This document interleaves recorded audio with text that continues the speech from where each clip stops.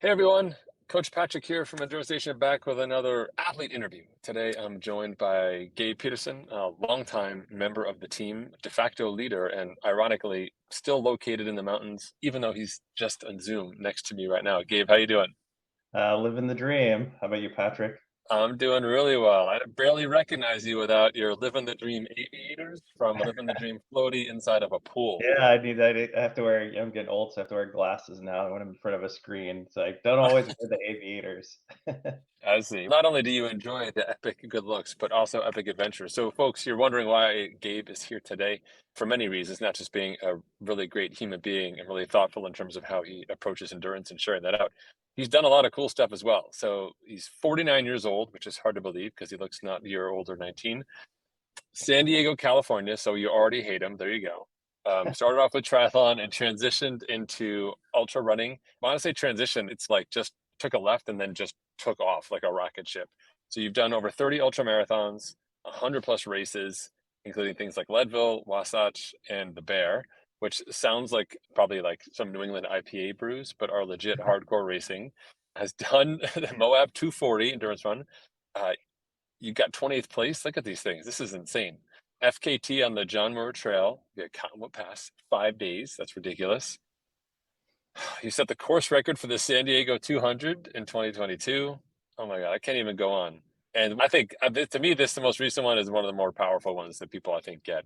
So you qualified for Boston at the Mount Charleston Marathon, and later that same month you took third in your age group at the Mountain Trail Canyons 100. Good God, you Yeah, I just was love to run. kind of. Yeah, I like to run. Yeah, try to go with the whole Sage Kennedy mantra of any surface, anywhere, anytime. Although trails or Okay. whatever I prefer, but I thought that would be a fun challenge to see if I could qualify for Boston and then run a 100-mile race in the same month. Because Wow. usually people are like, "Oh, you're either a road runner or you're a trail runner. You can't do both," and I you see. can't, or you can't do both well. So Uh, How worked out okay. so tell us for reals, if we had to go right now, turn off your fake Zoom background, how many pairs of shoes do you actually own for running? Yeah, a lot. My wife is always complaining about that. So Oh, I I think I buy a new pair of shoes maybe every 3 to 4 weeks. And that's there's just about a right. pile of shoes in the garage, and then they get donated. Mhm. Um, Oh my god. Alright, that's so one of the things I've learned not to go cheap on is you yeah. don't ride your bike with a bald tire. Don't run with shoes where the foam is all compressed and everything. Then Oh my you god.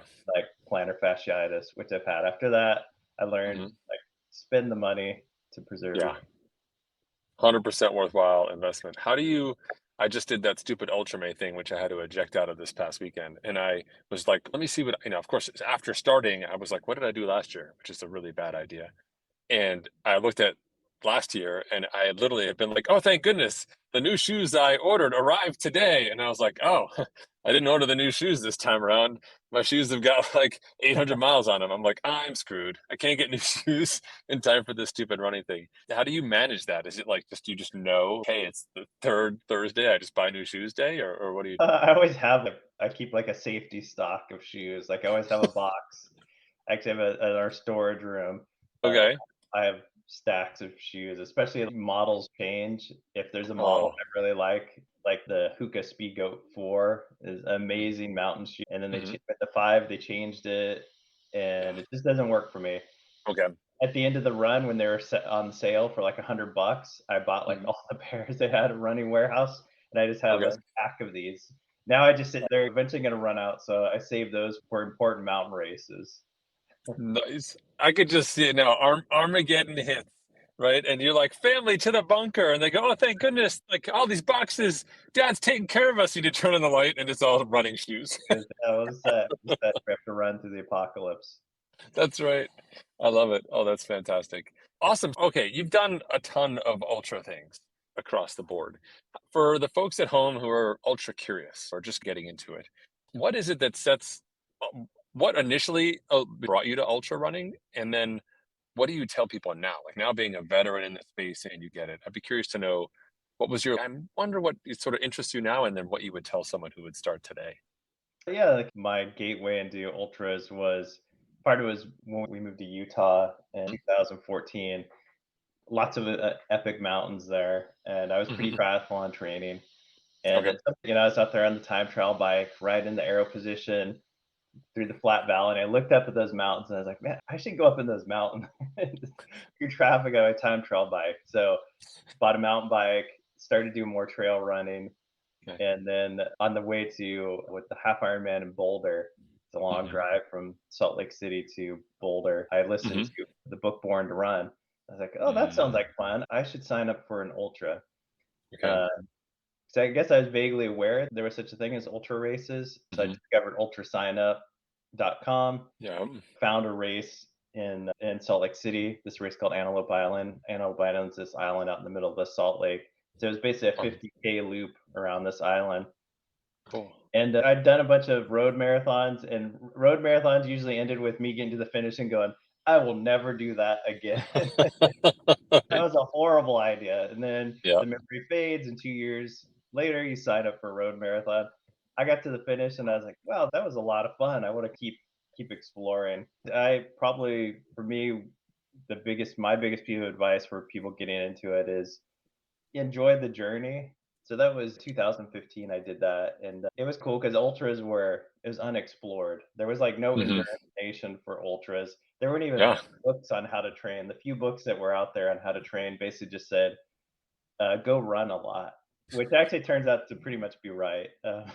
Okay. For the first few years, is just run very gradually building up volume. But I'd say enjoy the journey, climb the ladder. So for me, it was started out with a 50K in 2015. The Mhm. next year, I did a 50 miler, and then the next year, I did 100, then did another 100 the following year, and then I had discovered there was such thing as a 200-mile race, which initially sounded like a really horrible idea. But wow, maybe I'll sign up for that. And Okay. I think I signed up for it on January 1st on New Year's Day. I was probably still a little bit drunk, and I was like, I'm going to sign up for Moab 240. I've Mhm. got like 10 months to figure out how to get ready for that. Okay. But Okay. I say that because right now I see a lot of runners like jump straight into a 200. You go on the entrance list on Ultra Sign Up for a race Okay. like Moab, and you'll find a large number of the field have no other race results. Like they've never run another ultra, Wow. and they're just going straight for a 200. It should be a multi-year journey. It should be at least a 3-year journey to get to a 200. Mhm. So that'd be my advice: is take your time and enjoy the journey, because you could probably finish at 200, go and couch to 200, but a 200 is already super hard. I gotta imagine Mhm. that pure misery. Yeah. To your point, like, I feel so there's part of what you really embody is this sort of love for your craft, right? Not just the activity. Non-running Gabe is less happy than running Gabe, so Gabe will run more. But I get the sense that you like to create this adventure, you like to plan, you like to go through that process, put it together. It's like a project, but for fitness and for adventure, and in your case, also fundraising for a good cause. To me, I think that incremental steps approach really does make sense, right? Because you get to start small, right? Before I decide I'm going to build a house, I'm going to try and build a bookshelf, right? I'm going to just start. What do what tools do I need? Do I know how to use them? How does that improve? Like that process, I think is really important. And you were able to walk that process. To your point, I feel like a lot of endurance athletes now are just like, oh, the new shiny object is just doing ultras, but you're not getting there the same way. Part of it is the getting there, I think, for that piece that's so important. I don't Yeah, know. Yeah, I just feel like we're missing those steps. So I love the idea of the progression. When you said you finished the run and you enjoyed it, like what does you talked about the marathon. So for me, marathon is like 20 miles of hope, 6 miles of reality, where you're like those last 6 miles are brutal and your legs are on fire and you can't wait for that finish line, etc. What makes an ultra run when you're in it and experiencing it? How is that different if you could contrast that? You just did Mount Charleston and this one. So what's it like? Is it just like 3D because you're in nature or it's just a different style of running? What does that look like? yeah. I think what I love about trail running is it forces you to be present. Your Mhm, whole mhm, world is what you can see ahead of you. There's a rock up there that I'm going to jump over, and I got to go around that log. With road running, I like that too, but it's easy to just go into your mhm. head. Right. You don't have to watch where your feet are going. Yeah. But if you're really uncoordinated, you're probably not going to trip. You're more focused on I have to hit this pace. I'm looking at Okay. my heart rate. I'm looking at all those metrics. In an ultra, I don't look at pace usually at all, Mhm. unless it's a shorter distance, like a Okay. 50K where I have some time goal. But otherwise, I just treat it like it's an output. Like whatever that Right. pace is, it's like saying I want to have a target speed on the bike, but there's a headwind. Like you can't hit your target speed. You can just hit your target power. I think that's what I enjoy. Like a marathon is fun. It was fun. Marathons used to seem so long, and when I did Mount Charleston, I was like, oh, it's like 9 in the morning and I'm done.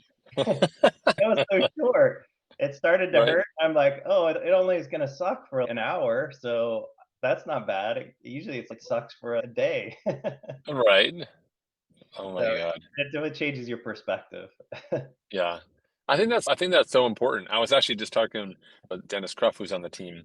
He's doing some rehab right now, coming back from some surgery, and he was talking about how because he just cannot do certain things now, he has to do other things, and it's really opened his eyes to what the possibilities are. In your case with the ultra running side, I see that as, hey, there's a whole nother world to your point of being on a road. It's looking to the right and being like, there's a mountain right there with nobody on it, but trees and elk. Why am I sitting in this traffic jam right now trying not to die? Is really encouraging people to get out. So we have Rob Peters this year who did his Ironman in Yep. Texas, and then he's going to transition to doing an ultra later in the year. Like how, what advice would you give someone who was another sport athlete in the endurance space who's ultra curious? What does that look like for them in terms of, hey, what's the minimum gear you need or minimal time to make the transition? Assuming, I'm just going to put it out there, that we're signing up for something reasonable, like a 50K or maybe a 50 miler, but the ceiling stops there. Don't be dumb. Okay. 50K or 50 miler, if you're going from triathlon, that's probably Hmm. gonna be a pretty easy transition, especially the 50K. It's just Okay. This is a marathon with another 5 miles of suffering. Mhm. 50 miler and beyond, it starts to shift where Okay. you probably will have to change your approach. The biggest thing I say for people who want to go probably to 50 and beyond is you have to run a lot. And you have to build that Okay. running volume up slowly. Yeah, I think the bike is great for like helping you build that endurance base. But for ultras where you're going to run over uneven surface, you're going to run a lot of different paces, you're gonna hike up the mountains, and then you're gonna bomb down the mountains. There's a lot of different modalities you have to master. Um, Mm. so I know when I transitioned from mostly roads, the hard thing I had to let go of was pace, like I was talking about earlier. So I go out Mm. and do a trail marathon, and I'm like, oh my god, I'm only running a 10-minute mile. This is so slow. I should be running faster, Right. but I'm running up the side of a mountain. So at some point, I just said the Right. pace doesn't matter. It's not like at that point I could go, oh, I should go Hmm. faster running up Hmm. the side Hmm. of this mountain. So yeah, I'd probably just say focus more on RPE than pace. Okay. I think if you haven't calibrated your RPE meter, because it's easier in roads to get very used to the watch, like just running by your Right. watch, use Hmm. heart rate. And one of the things I did for the first couple of years was the Maffetone approach, the Phil Okay. Maffetone approach, famous in triathlon for training some of the big triathletes, like blank guy's name, the one who won Kona like 6 times, something Allen. Yeah, that guy, Mark Allen. Yeah. Mark Allen, there you go. Yeah, so my triathlon kung fu has gotten pretty weak. It's all The right. whole thing was you train at a very easy heart rate, a lot easier than most road athletes are training. First, it sucks because it's I can't even run at this heart rate. It's just so low. But eventually you can run, and then eventually you can run really fast. Like that Hmm. marathon I did, would if I did this 5 zone model, my heart rate stayed Hmm. basically at like the low end of zone two to do a BQ marathon. It took Right. years to do that. So that's if your goal is you want to have a long career in ultras. If you just want to go do sideways, go do a 50K to check the box. Usually something like triathlon or cycling, you're gonna have the endurance. You just have to focus on the specificity. So if 50K, I would say plan like 3 months, 3 to 4 months, where if you haven't been trail running, start rotating trail running in. Kind of the same idea of Hmm.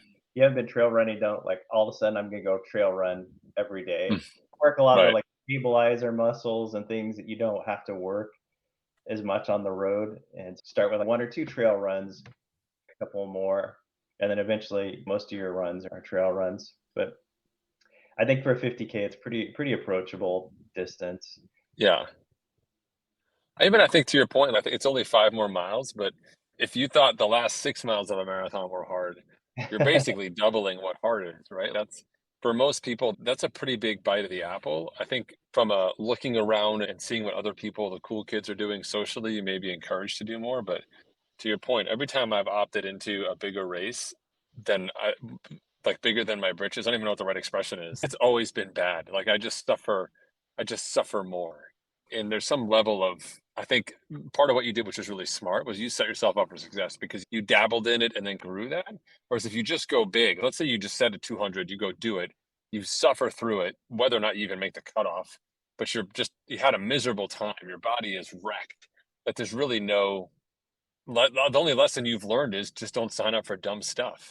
Like it's like something you want to get back and do again, right? That's just not the thing. So I think if this is for the folks listening at home, if this is something you really are interested in, you want to go out into the great outdoors and explore, oh, I don't know, the 95% of the world that has not been like overdeveloped.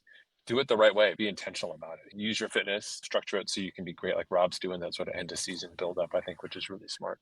We've also had people do destination stuff as well as a group. So we've had a bunch of you and your friends started that rim to rim adventure piece as well. That seems to me to be like another great hack to get people into the ultra space, right? Instead of just like signing up for an event, which brings all sorts of other pieces to it, like showing up and doing something cool with your friends is I don't know, it seems like a cheat code as well. Yeah, Maybe. that was definitely fun. We started a few years back, I think during COVID. I put out, hey, I was thinking about doing rim to rims. Do you want to join? And we ended Mm-hmm. up with a group of maybe a dozen folks, and Mm-hmm. some of them had never done an ultra distance Yeah. before. So it takes that pressure off that this is a Yeah. race. Like Mm-hmm. no one's gonna ask you at the end of double crossing the Grand Canyon, what was your time? And Exactly. no one cares. What place were you? Yeah. Yeah. Did you win your age group? No one cares about that when you're just out on one of those adventures because you're doing something amazing. So that's a good kind of entree. And also, that was kind of a mixed group where you had more experienced ultra runners. Guy had done it before, so I shared. Here was my gear list, Yeah. and it was funny. Everyone showed up and they're like decked out in all my gear. Like, all right, you guys listen. Twins. Yeah, Yeah, they all showed up to the costume party with the right had the costume on. same running vest, the same poles, everything.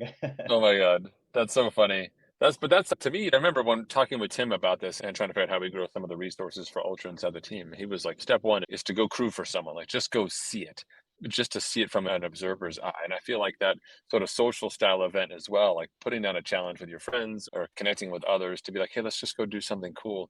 To your point, it takes all the pressure off. It makes it a ton of fun. It's a space where you can ask lots of questions. Whereas if I sign up for some sort of idiot 100, I'm not going to go into the sign up page and copy email addresses and be like, "Hey, Joe, Jane, you don't know me, but could you share some advice for me?"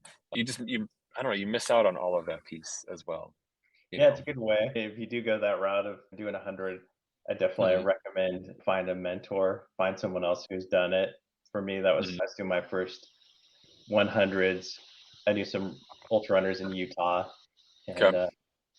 said, "All right, what do you guys do?" And they're part of the old school ultra runners, Okay. and so it was helpful to hear their advice. But yeah, I definitely recommend if you're Hmm. interested, find if you're an EN, there are lots of us in there. You could say, "Hey, I want Yeah. to an ultra," and most of us are happy to talk about this, talk your ear off Right. about it.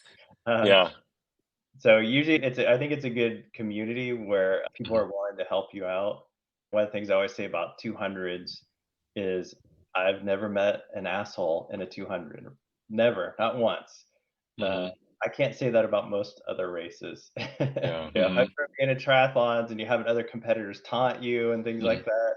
Like smack talk just doesn't happen in the longer Hmm. distance ultras because if you're if you come upon a runner and they're in distress, you don't just walk by them, you stop, say, "What can I do to help?"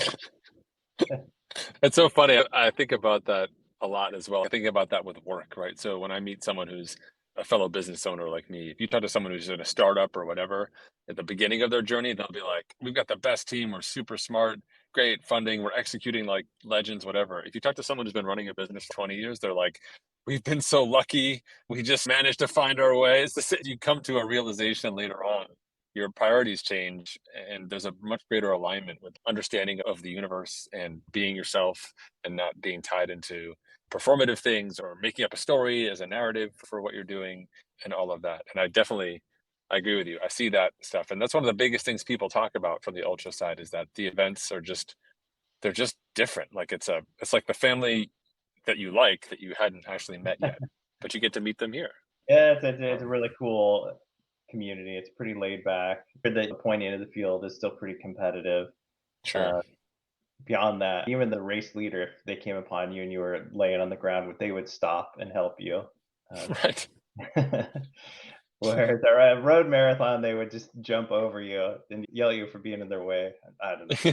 Fall down on the side, you idiot. Who falls down in the middle of the road? Coming through. I could Yeah, so totally I think see that. it's definitely like a cool community. Getting together with other people for long runs, especially when you have a 5 hour run. Going out and Mm, doing that by yourself, yeah. that can get a little boring. So it's good to make Mm, friends and you find other people who are into the same thing that you're into. Like I have a group of us that have done 200s. mhm, Special kind of insanity. Like we get each other, we understand mhm, each other's mental illness.